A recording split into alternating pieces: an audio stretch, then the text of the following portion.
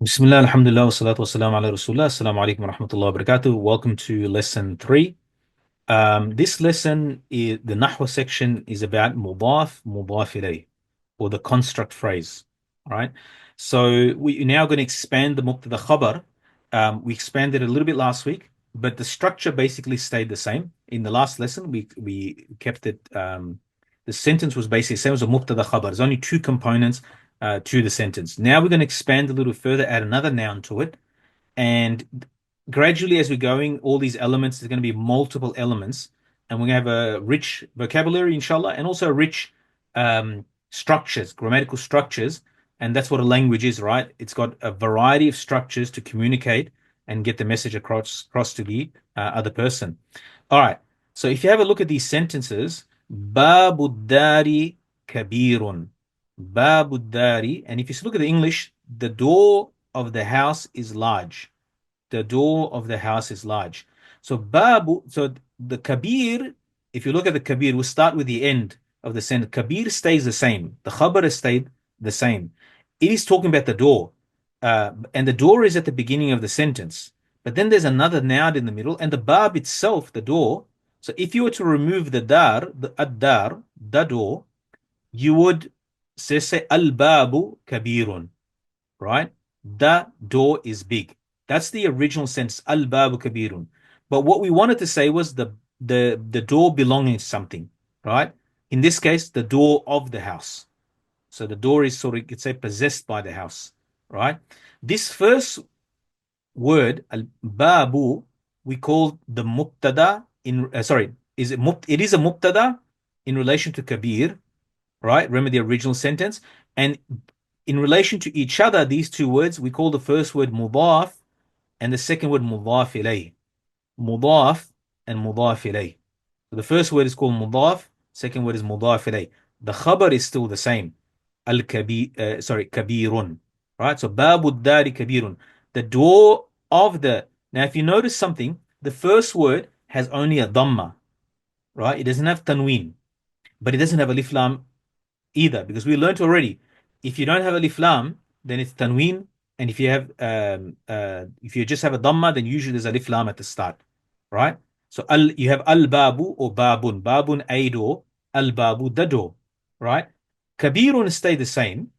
So babu, so something has made this definite. The relation between babu dari has automatically made it a type of definite, right? So no matter where it occurs in a sentence, it will not have tanween, right?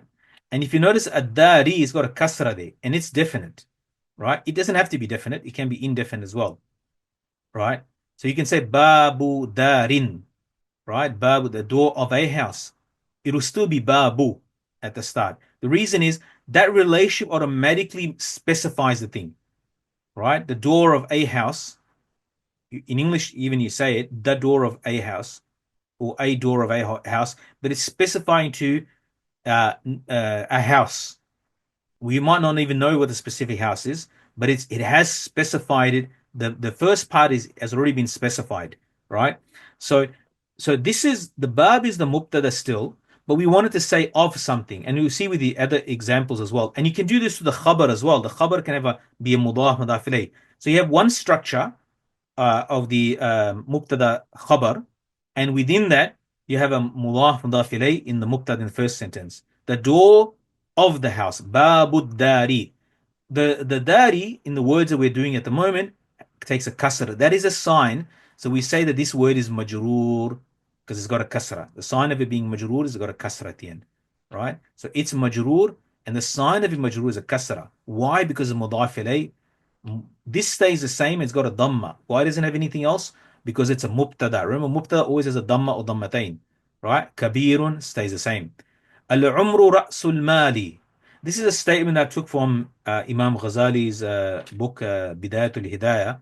I have to, because you don't know all the grammatical rules, a beautiful statement. Ra'sul mal in Arabic literally means the head of money, isn't it? Literally. It means the head of money, right? So, but we translate as capital, the starting capital of your business, right? So al-umru, your age, the lifespan. Ra'sul Mali. It is the Ra'sul Mal, the head of the wealth. This is a mubtada. This is a al-umru is mubtada. We can easily recognize the beginning of the sentence, an ayan with alif lam with a dhamma there. It looks like a mubtada, but the khabar has changed. Really, the khabar is ra'sun, right? If you were to remove al-mal, you would say that life is a head, right? Life is a head, right? Ra'sun, like a physical head, right? So, but the thing is that it wouldn't make sense, the sentence, right? Al-umru ra'sun. So, but the complete is ra'sul mali. Where's the mubtada? Al-umru. Where's the khabar? Ra'su. And then ra'sul mali is mudaf ilayh, right? And notice mali again, because it's a mudaf ilayh, it's got a kasra. You be at fault if you say that al-mali is the khabar. No, it cannot be the khabar. It has to have a dhamma or dhammatain, right, at the end. Usually a dhammatain, right, like here. So it can't be that definitely cannot be the khabar. Either you can look at it together as the khabar or ra'su as the khabar, right? Next one is similar to the first sentence. عقد الرجل باطل. عقد الرجل باطل. The agreement or the contract of the man. عقد الرجل. So عقد is a mubtada, rajul is and it's also the mudaf, and the rajul is a mudaf ilayh. باطل is the khabar, is invalid. عقد الرجل باطل. The agreement of the man, but notice the rajul has got a kasra. It's mudaf ilayh, it's majroor. The sign of being majroor is a kasra at the end. Aqdu's got a dhamma. Why? Because it is a mubtada. Batilun also is a dhamma, dhammatain. Batilun, right? It's a lun, so it's a khabar. Ilmullahi qadimun. Remember I used the word qadim in the qadimatun in the previous word when we we're talking about the attribute of Allah. Ilmullahi qadimun. The knowledge of Allah. So notice lafz jalala. Whenever we talk about the name of Allah grammatically, we don't say Allah is majroor. We don't say Allah is a thing. We say lafz jalala has it's majroor, and lafz jalala is majroor. Why? Because it's mudaf ilayh, right? So ilmullahi, ilmu is the mubtada. It's a mudaf also, and Allahi lafz jalala, the name of Allah, lafz jalala is got a kasra because it's mudaf ilayh. Qadimun is pre-eternal. Qadim, as I mentioned in the previous lesson, is pre-eternal, without a beginning. The ancient, not in the human sense or creation sense. Qadimun as an attribute of Allah subhanahu wa ta'ala, or we're talking Allah subhanahu wa ta'ala that is first without a beginning. Rākibul farasi maqtulun. The rider of the mare, female horse, Rākibul farasi maqtulun, is killed. Rākibul farasi. Rākib is a mubtada, it's a mudaf, right? How you know it's mudaf? Because there's no alif lam and there's no tanween either. And al-farasi, which is a definite noun that's coming after, it's got a kasra. That means it's a mudaf ilayh, then raqib will be so there's like, you can recognize it two ways. One, look at the mudaf ilayh, or in itself you look at it, there's certain things missing. Oh, there's no alif lam and there's a dhamma, so automatically you know that's joined to the next one, and they are together. Mudaf ilayh. Raqib is a mubtada. Maqtulun is the khabar, right? Maqtulun, the sign of it being and it's marfu'. And the sign of it, we call it marfu' when it's got a dhamma, which will come later on. Maqtul got a dhamma, right? Because it's mubtada. Sorry, it's khabar. Ar-rajulu rakibu farasin. So have a look at this one. Ar-rajul is mubtada. Straightforward. Al-rajulu, right? It's got a dhamma there. It's definite. It's got alif lam. Rakibu farasin is a rider of a mare. Notice that the rakibu is the khabar. So you can say rakibun. If you were to stop there, not have farasin, so the sentence will be ar-rajulu rakibun. Mubtada, khabar. But this khabar is got a mudaf ilayh. Hence, if you look at rakibu, the tanween is gone, right? And then it's got a mudaf farasin of a mare, not a definite mare, not rakibul farasi. That will also be correct, but in this context, you don't want to specify a specific mare. Rakibu farasin of a mare. Rakibu farasin. Rakibu farasin. Farasin being the mare. Rakibu farasin. And notice it's got kasratain. Not just kasra, it's kasratain. Jildul khinziri najisun. A fiqh ruling. Jildul khinziri. Jild means the leather, skin, right? Of al khinziri. Al khinzir, I think most people know, means a swine or a pig. Jildul khinziri is mudaf ilayh. Jild is mubtada.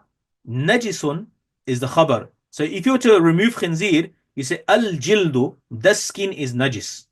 Al jildu najisun, right? Is filthy. All right. Kareemun nafsi sa'idun, the generous of the spirit. The generous of the spirit, right, is happy. Sa'idun. So again, mudaf ilayh, kareem mubtada, sa'id is khabar. Babul khashabi jamilun. The door. So remember that the mudaf mudaf ilayh structure, the something of this is not. I apologize. There's a baby crying in the background. Doesn't distract you. Babul khashabi jamilun. The door of the wood. The door of the wood is beautiful. Right? So we're trying to say is the wooden door or the door made of wood. The door made of wood. So it's not just possession, right? So if you say, for example, the babu dari, the door of the meaning of belonging to the house, the first sentence, right? Or rakibu farasin, the rider of the horse, right? The meaning he's a rider belonging to the horse, right? Babul khashabi is there's no such relationship between the two of ownership. But mudaf mudaf ilayh, this construct phrase is used for also for to show something made from something. The door of wood, meaning the wooden door, right, is beautiful. Jamilun, jamilun is a khabar, right? Qasrul maliki adimun, right? The palace of the qasr is the palace of al-maliki, mudaf mudaf ilayh, and mubtada, adimun khabar, right, is grand. So you can go through all the, there's a brief explanation about a page so explaining that. I think I went a bit extra on that. Here, look, have a look at the further examples. كتاب الطالبة جديد. The book of the female student, كتاب الطالب جديد, مبتدا خبر, right? كتاب الطالب جديد. جديد is a khabar of kitab. Because it's a khabar of kitab, it's masculine. Abdullahi malikun. The slave of Allah is a king. Now, Abdullah is a name, could be a name of a king. Abdullah, Abdullah the slave, but literally it is a mudaf mudaf ilayh construct.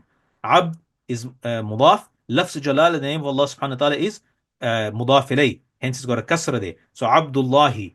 You probably notice in certain cultures they call, like I think Somalia and other places in that area, they call the person Abdullahi, right? Abdullahi is grammatically correct way to say the name, Abdullahi, but we just make it sakin at the end. Abdullahi Malikun. Abdullah, the slave of Allah. But if you should take it as a literal meaning, the slave of Allah is a king, is a king, is a king. Malik. All right. Su'urul khinziri najisun. Su'ur is the leftover water. It drinks from something, let's say a bowl. Su'urul khinziri. Khinzir, of course, is swine or pig. Najisun is filthy. Su'urul khinziri. Su'ur is mubtada, najis is khabar. Khinzir is mudaf ilayh to the mudaf. The mubtada also is su'ur is a mudaf to khinziri. Hence khinzir's got kasra. Imamu salatil jum'ati shadidun. Imam.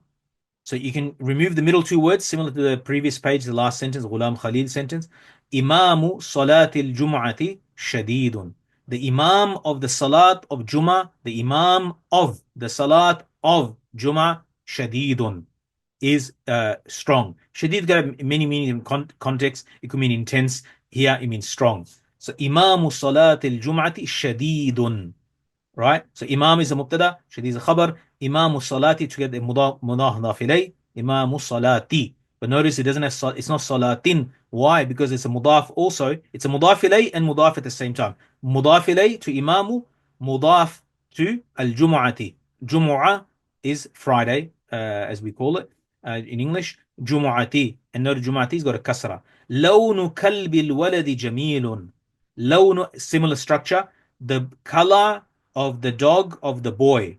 Now we wouldn't say this like in English like this. We say the color of the boy's dog. We put the S apostrophe S to denote possession, right? But I translated the English in a way that it is similar to it. But in reality, we wouldn't say. We said Imam of the prayer of Jummah. We said the Jummah Imam. You know, we would actually summarize it, and you more likely to use apostrophe S. The of and of is done so that we can, structurally it's closer to the Arabic. Lawnu kalbi. Lawn mubtada jamilu. So you say al-lawnu jamilun. That's the core parts of the sentence. Now expanded sentence to another mudaf ilayh. Lawnu kalbi. Lawnun. So if you just say lawnul kalbi, the color of the dog, jamil is beautiful. Lawnu kalbi waladi. The color of the kalb of the dog of the boy. Right? Al-walad is kasra. Same structure as the previous sentence. So I hope that's clear, inshallah ta'ala. And then sarf, we're going to expand to another 6 now. So sarf is, the sarf that we're learning them is fi'l madi. Fi'l madi means past. Fi'l means verb, we learned before. Fi'l, and madi means past tense. So we learned last in the lesson 2, lesson 1 we learned nasara, nasara, nasaru. He, one male helped in the past tense, it's fi'l madi. Nasara, those two males helped. Nasaru, those more than two males helped, plural, right? Nasara, nasara, nasaru. Then three females, nasarat, nasarata, nasarna. Right? We learned that in the last lesson. So now you got six. So singular, dual, plural, single, dual, plural. The first three are mudakkar, masculine. Then the next three are muannas. All six together we call ghaib. Ghaib. In English, third person. We're talking, I'm first person talking to you, the second person, about a third person. He, she, they. Right? And then you got another six for second person addressing you. Now in English, it'll be all you. Right? I do joke with students because in Australia, in some places, people use the word use. They make it plural, hey, use, all of you, meaning. Say there's actually no, that's not a proper way to address people. It's all you, actually, just you. For single, it's you. For dual, it's you. For plural, it's you. Right? It's the same word. In Arabic, it's different for verbs. Right? You, one male, you, one male, helped. Nasarta. So notice the sixth one of the last one, nasar na, right? It's a little bit different to all the other ones before. It's got a noon with a fatha. It's made the ra, the third letter is made the what we call the lam kalima. So in Arabic, Arabic is a trilateral language, as I mentioned. The noon, and remember we learned about fi'l, the fa, ain, lam. So we call the first word letter the fa kalima, the fa letter, and then the sad we'll call the ain kalima, and the lam the ra, the lam kalima, fa'ala on the pad. So the if you look at this one, the first three, it's made sakin. After this, all the verbs are exactly the same. The only thing that changes is the ending. So nasarna, it starts with the sixth, which we did in the last one, the last of the previous lesson. Nasarta, nasarta, nasarta, you one male help. Nasartuma. So notice nasar stays the same. Nasartuma, you two males help. Nasartum, you more than two males help. Same structure. Wahid tathniya jama, singular, dual, plural, meaning more than two. Right? We're following the same structure. So you got single, plural, dual. For masculine, second person. You one male help. You two males help. You more than two males help. Nasarti. Now the female equivalent of that is a feminine equivalent, the muannas equivalent of that. Right? Nasarti with a kasra. Right? There's a kasra, nasarti. The nasarta, you one male help. Nasarti with a kasra, you one female help. Nasartuma, you, and that's exactly the same for dual. Nasartuma, nasartuma. They're both the same for male and female dual, right? And nasartunna, right? You more than two females, group, a plural, help. These six together, the three masculine, mudakkar, three muannas, like the third person, which are called ghaib, we call hadir or mukhatab. It can be called either one. So let's just go from now on with hadir. Ghaib, third person, and hadir, second person. Hadir, like is present, right? Hadir or mukhatab, they're dressed. Either one, they're interchangeable, they can be used. So third person and second person, and we'll learn first person next week, inshallah ta'ala. So the table will be nasara, nasara, nasaru, nasarat, nasarata, nasarna, nasartu, nasartuma, nasartum, nasarti, nasartuma, nasartunna. Right? So these are the 12, 6 for ghaib, third person, 6 for hadir or mukhatab for second person, and then the first three of each is mudakkar, and the second three of each is muannath. And then the three within that, wahid tathniya jama, wahid tathniya jama, singular, dual, plural, single, dual, plural, and so forth, inshallah. And I've given a verb there, two verbs, very easy to remember, raka'a. So the way you would do the table for raka is to make ruku, to bow, right? Raka and sajada. So you do raka'a, raka'u. And in this table, I just want the two left columns because it'll be too much for you to write. But basically, the 12 that we learned so far in the table with the translation. So in this column here and this column here to be done here, inshallah. So raka'a, raka'u, raka'ata, raka'ata, raka'ana, raka'ata, raka'atuma, raka'atum in the structure. And same with sajada, sajada, sajadu, sajada, sajada, sajada, and so forth till the end, inshallah. The hadith to memorize, inshallah ta'ala, for this lesson. Ad-dunya, hadith in Sahih Muslim, Ad-dunya sijnul mu'mini wa jannatul kafir. Dunya is the prison of the mu'min, and the Jannah of the kafir. Dunya is the prison of the mu'min. So here we have like basically sort of like two sentences. There's a few rules here. One rule extra that you haven't learnt yet. Ad-dunya is the mubtada. Dunya doesn't have a dhamma at the end. Some words don't in Arabic. So dunya is one of those words. For the moment, there is no sign at the end to tell you that it's a mubtada. But it is a mubtada. It's coming at the beginning. It's a noun. Sijnul mu'mini, if we just take that part first, Sijnul mu'mini, this prison of the believers. And notice the structure.